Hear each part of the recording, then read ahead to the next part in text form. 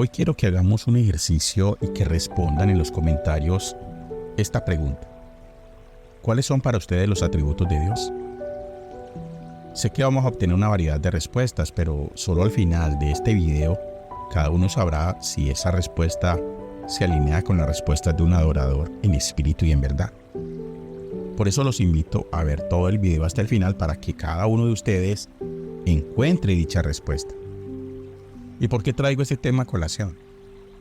Porque algo que hemos notado entre los adoradores de Dios es un paralelismo con un evento en la Biblia que se encuentra en el Evangelio según San Juan, el capítulo 4, versículos del 4 al 26, cuando Jesús habló con una mujer samaritana.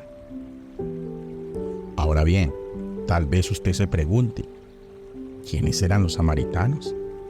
Y esta es una excelente pregunta y es fundamental para entender el contexto de este relato.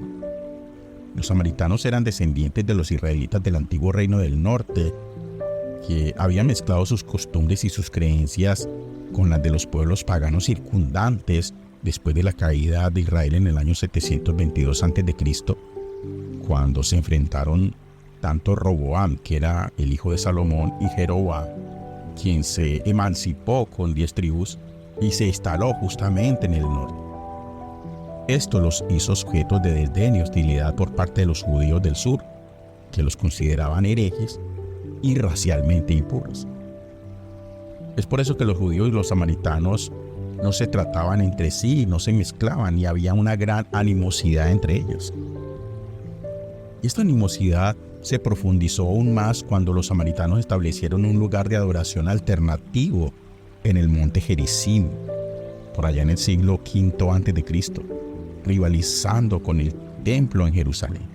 Ahora bien, dentro de este contexto es especialmente significativo que Jesús, siendo judío, se tomara el tiempo de hablar con una mujer samaritana, hasta el punto que cuando los discípulos regresaron, se maravillaban. Y en el versículo 21 del capítulo 4 de Juan, Jesús le dice: «Mujer, créeme, la hora viene cuando ni en este monte ni en Jerusalén adoraréis al Padre». ¿Pero qué quiso decir Jesús con esto? Esta afirmación no es un simple comentario sobre la geografía o un lugar específico de adoración. Es un llamado profundo a comprender la esencia misma de la adoración. Al decir «la hora viene», Jesús estaba hablando de un cambio inminente en la forma en que las personas se relacionarán y adorarán a Dios. No se trata de un lugar físico específico como el monte Gerizim para los samaritanos o el templo de Jerusalén para los judíos. En cambio, Jesús está señalando un cambio hacia una adoración espiritual en la que el lugar físico es secundario a la actitud del corazón y la conexión verdadera con Dios. Es por eso que Jesús señala a la samaritana en un momento crucial de su diálogo que los samaritanos están adorando lo que no conocen. Esto lo encontramos en el versículo 22 cuando dice: «Ustedes adoran lo que no conocen, nosotros adoramos lo que conocemos, porque la salvación viene de los judíos». Y esto es una referencia directa a cómo a lo largo de los años los samaritanos habían desviado su comprensión y adoración de Dios. Y efectivamente, con sus mezclas y tradiciones y prácticas paganas, habían terminado por moldear una imagen de Dios que no se alineaba con las Sagradas Escrituras. Y el resultado fue una divinidad recreada según sus propios deseos y percepciones, más que según la revelación divina. Y no el Dios que se presentó al pueblo judío, que guardó celosamente en las Escrituras y se pasó el mensaje correcto por generaciones. Jesús aquí no está diciendo que solo los judíos pueden ser salvos. En cambio, sí está señalando que el plan de salvación de Dios para toda la humanidad se origina y se manifiesta a través del pueblo judío. Es por eso que la promesa de un Mesías, de un Salvador, se da primero a los judíos en las Sagradas Escrituras hebreas. Y Jesús, siendo ese Mesías prometido, es un judío. Por lo tanto, el camino de salvación al mundo pasa a través de la historia y las promesas hechas a ese pueblo. Y es por eso que Jesús le enfatiza a esta mujer samaritana: adoras a un Dios que no conoces. porque no conocen la palabra de Dios. Y eso nos puede estar sucediendo a nosotros. ¿Cuántos de ustedes leen y estudian a profundidad la palabra de Dios? Hay personas que me dicen que no leen la Biblia porque no la comprenden. Pero si lo hacen, es maravilloso.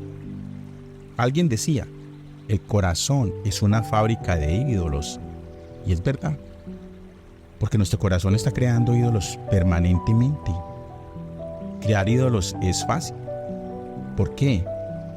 Porque nosotros también tenemos una mezcla de culturas, de creencias, de esquemas mentales según nuestro entorno. Y desafortunadamente podemos caer en ese mismo error.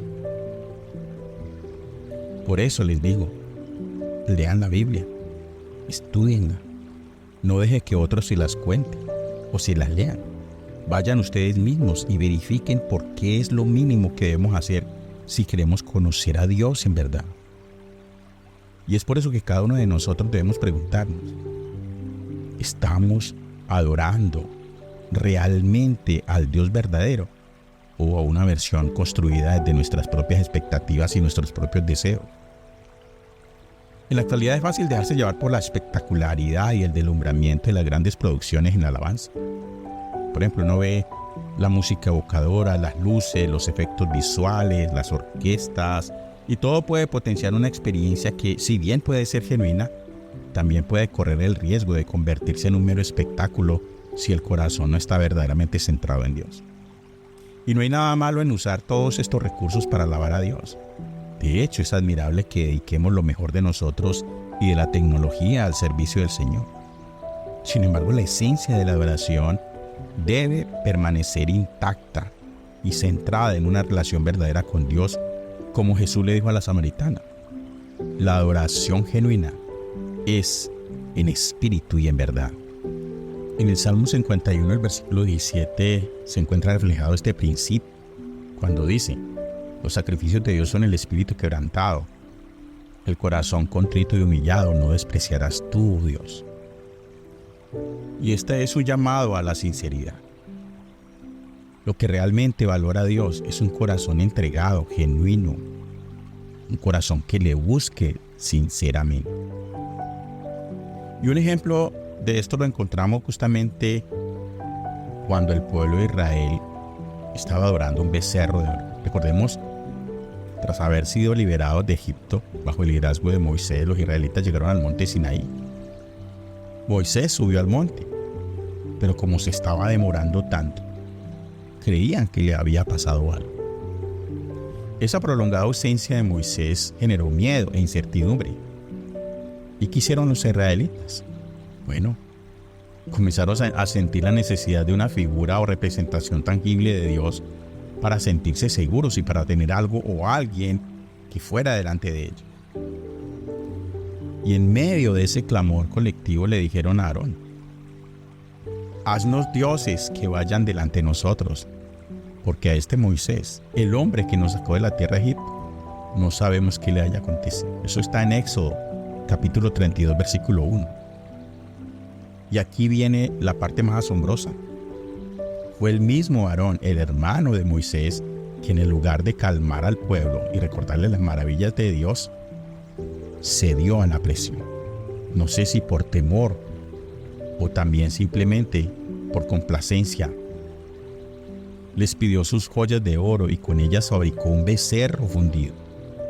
Aarón, el mismo que había sido instrumento junto a Moisés durante las plagas de Egipto y que había sido testigo de la majestuosidad y de los milagros de Dios. Esto nos conduce a una profunda reflexión, ¿verdad? No es relevante si llevamos mucho tiempo caminando en nuestra fe cristiana, si hemos visto milagros, prodigios y señales en nuestra vida. La verdad es que todos somos susceptibles de caer en la idolatría que brota del corazón. Y si tomamos a Aarón como ejemplo, pues seremos nosotros. Él conocía a Dios profundamente y permitió que las voces del pueblo resonaran más fuerte que las palabras que venían de Dios. Y es aquí donde subyace una lección crucial. No basta con simplemente conocer a Dios.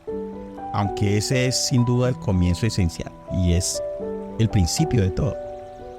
Es imperativo mantener una comunión constante con Él, una comunión sincera, y por eso les insto a afinar sus oídos a la voz divina, a sumergirse en las Escrituras, en la oración y en la adoración, a saturarse de su verdad.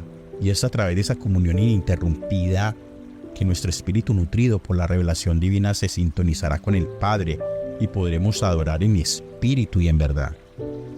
Vemos que Jesús proclama en Juan 4, 23 y 24: pero la hora viene y ahora es cuando los verdaderos adoradores adorarán al Padre en espíritu y en verdad, porque también el Padre tales adoradores busca que le adoren. Dios es espíritu, y los que le adoran en espíritu y en verdad es necesario que adoren. Si nosotros anhelamos ser esos adoradores a los cuales Jesús se refiere, entonces, conforme a las Escrituras, debemos buscar conocer a Dios con todo nuestro corazón. El profeta Jeremías, por ejemplo, en el capítulo 29, el versículo 13 dice: me buscarán y me encontrarán cuando me busquen de todo corazón. Y esta es la sinceridad y el compromiso que se requiere para conocer a Dios y adorarle. Ahora que entiendes lo que significa ser un adorador en espíritu y en verdad, te aliento a sumergirte en las Escrituras, a descubrir por ti mismo cuáles son los atributos de Dios para responder la pregunta inicial de este video. Curiosamente, si te diriges a los Salmos, encontrarás la mayoría de estos atributos reflejados en estos versículos. Pero recordemos que gran parte de los Salmos fueron escritos por el rey David, un verdadero adorador, en espíritu y en verdad. Y no es casualidad que la Biblia mencione a David como un hombre conforme al corazón de Dios, porque él conocía y adoraba a Dios en su esencia más pura y verdadera. ¿Te atreverías a adorar a Dios en espíritu y en verdad? ¿Te atreverías a entrar al lugar santísimo en la presencia de Dios con una adoración sincera, con un corazón contrito y humillado? Bueno, aquí te dejo esta idea y espero que lo hagas. Oremos. Amado Padre Celestial, en este momento de adoración, te pedimos que derrames tu Santo Espíritu sobre nosotros. Llene nuestros corazones de gratitud y humildad para que podamos acercarnos a ti con reverencia y devoción. Permítenos sentir tu presencia en este lugar y experimentar la paz que solo tú puedes dar. Te adoramos por tu infinita sabiduría y tu amor inagotable. Reconocemos que somos imperfectos y necesitamos tu perdón. Te pedimos que nos limpies de todo pecado para que podamos acercarnos a ti con un corazón contrito y humillado. Te agradecemos por tu gracia y tu misericordia que nos sostiene en los momentos difíciles. Ayúdanos a confiar en tu plan perfecto para nuestras vidas y a seguir tus caminos. Enséñanos a ser adoradores en espíritu y en verdad. Te pedimos que bendigas a todos aquellos que necesitan tu ayuda en este momento. Que tu amor y sanidad alcancen a los enfermos, que consueles a aquellos afligidos y les des esperanza a los desesperados. Te entregamos todo lo que somos y todo lo que tenemos. Que nuestra adoración sea un testimonio de nuestro amor por ti y de nuestra dependencia de tu gracia. Te adoramos, te bendecimos, te exaltamos y te honramos en el precioso nombre de Jesús. Amén. Comparte este video con otros. Si no te has suscrito al canal, suscríbete. Recuerda darle like, hacer tu comentario con respecto a lo que habíamos dicho. Y también cliquea la campanita de notificaciones para que YouTube te recuerde cuando subamos un nuevo video. Dios te bendiga rica y abundantemente.